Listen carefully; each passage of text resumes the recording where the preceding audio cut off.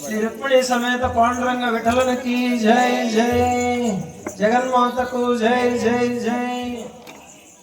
ఈ ప్రాంతవాసులందరి మహద్భాగ్యం. ఎవరికన్నా చలి పడుతుందా? ఎవరికి లేదు. ఎందుకంటే దైవశక్తి అందరిలో జాగృతమై ప్రవహిస్తున్నది. దైవశక్తి ఇది భగవన్ నామం. ఇది ఒక మత్తు. ఈ మత్తు మీకు తెల్లారిందాక ఉండాలా. ఇప్పుడే వెళ్ళిపోతే కుదరదు. ఇది మీకు ఏ జన్మ పుణ్యమో ఇప్పుడు ఇచ్చాడు అవకాశం. మీరు ఎన్నో సంవత్సరాలుగా ఎదురు చూస్తున్నారు. బీవీ నగర్ వాళ్ళు ఎన్నోసార్లు నేర్చుకున్నారు. వీలైందా? ఇంత గొప్పగా చేసుకున్నారా? మరి ఇప్పుడు ఇచ్చాడు అవకాశం, వినియోగించుకోండి. భగవంతుడు అవకాశం ఇచ్చినప్పుడే అందుకున్న వాళ్ళు అదృష్టవంతులు, అందుకోలేని వాళ్ళు నేను చెప్పను, ఇంకా మీరే అర్థం చేసుకోవాలి. అందుకని దైవశక్తికి నిదర్శనం ఏంటంటే, మరి లక్ష్మీ సాయి గురించి చెప్తే నా గురించి చెప్పుకున్నట్టే ఉంటుందేమో, కానీ నాకెందుకో చెప్పాలనిపిస్తుంది. నాకు ఈరోజు మోగవాడు మాట్లాడతాడు. సాయి సచరిత్రలో రాసి ఉన్నారు ఒక వాక్యం.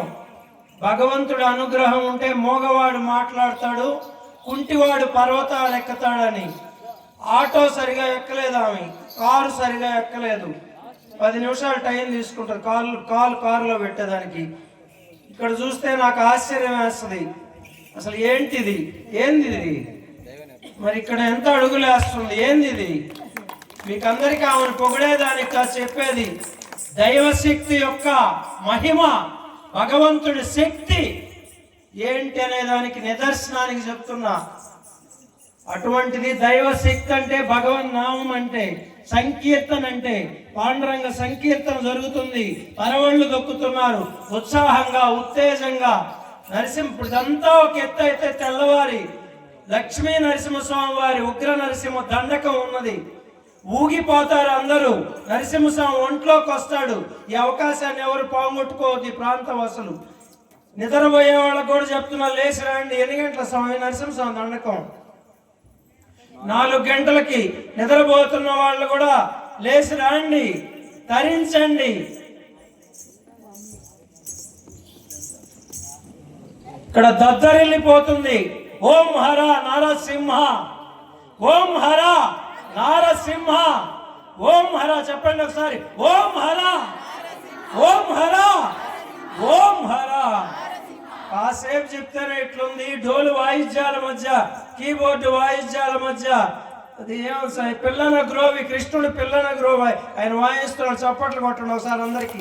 వాయిద్యాల వారికి మారు మ్రోగుతుంటే భక్తుల పాద ధూళితో, అడుగుల మోతతో దద్దరిల్లిపోతుంది ప్రాంగణం. ఇది ఈ పవిత్రం అయిపోయింది. ఈ స్థలం ఎవరితో? ఈ స్థలం గల్ల వాళ్ళు అదృష్టవంతులు. ఈరోజు ఇక్కడ ఒక దైవ శక్తి నిక్షిప్తమైంది ఈ స్థలంలో. చూడండి, ఇక్కడ పెద్ద బిల్డింగ్ వస్తుంది రాబోయే రోజుల్లో ఖచ్చితంగా. ఎవరితో ఈ స్థలం నాకు తెలియదు. ఈ 10 నిమిషాలు ఉండమంటే వచ్చే 10 గంటలు ఉండిచ్చాడు. ఎవరు ఉండిచ్చింది? మీరు కాదు, శ్రీకృష్ణ పరమాత్మ సాయిబాబు ఉండిచ్చాడు. నా అదృష్టం. సాయిరాం సాయిరాం. ఈ అవకాశాన్ని ఎవరు దయచేసి మిస్ కావద్దు. అందరూ తరించండి. మా బాల్య మిత్రుడు రమణయ్య గారు ఉన్నారు ఇక్కడ. ఆయనకు ఒకసారి చప్పట్లు కొట్టండి. నాకెప్పుడు ఆయన కొట్టించడు, కానీ నేను కొట్టిస్తున్నా ఆయనకి ఇప్పుడు. సాయిరాం. సాయినాథ్ మహారాజ్కి జై, శ్రీకృష్ణ పరమాత్మకు జై, పాండురంగ స్వామికి జై. సాయిరాం సాయిరాం. ఈ సన్మానం ఆమెకి చేయాలి. నాకు చేసేసారు కదా, మళ్ళీ నాకు దేనికమ్మా. సాయిరాం సాయిరాం సాయిరాం.